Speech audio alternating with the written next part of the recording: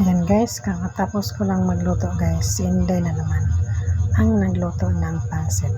Ang niluto ko guys yung adobo lang at yung fried chicken.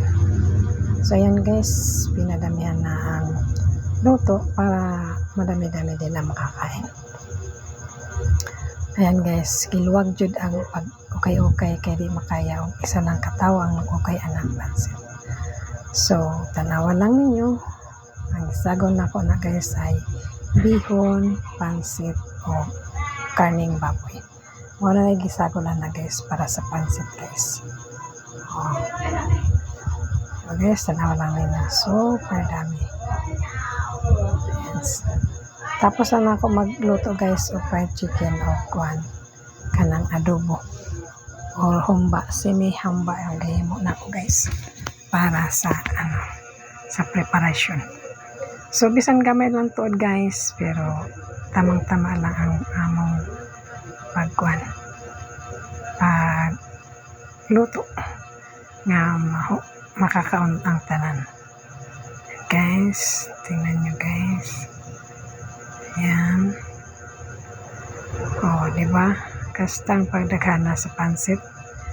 Bisa pag isa ka baryuhan anak mo kaon guys, di pa dyan na mahurot. Kita joke. Tama-tama pang pamilya lang guys ang mukaon. Dili tanang baryo, kay kung tanang baryo mukaon na guys, kulang na. Di ba guys, lami kay na siya guys. Ang butang na guys, chicken powder lang isago na bitchin. Magic sarap na basta masarap na. Okay na, malinamnam naman na kay guys. Sipiat lang ang pagkamera na guys, kay marag pagod na ko na guys.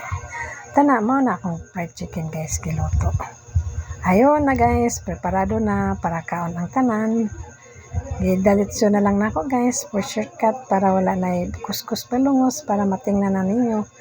Para hindi mo maboring pagtanawan na akong video. So, kana guys. Kaon na.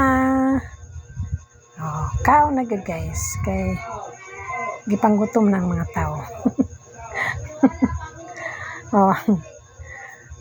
Muna akong adobo guys, medyo mura o dry pero lami guys. Lami ang pagkatimpla. Ako pa. Kaya lang sakit lang kay sa mata or sa naong. Kay init kayo pero okay lang. May puning akong naong butangan o medyo exposed sa init kay aron para okay po kay lisod na kay ning sige lang ta permi sa balay. Mayon ning i-expose po nato nitong naong sa kalayo. Na lang guys, thank you for watching.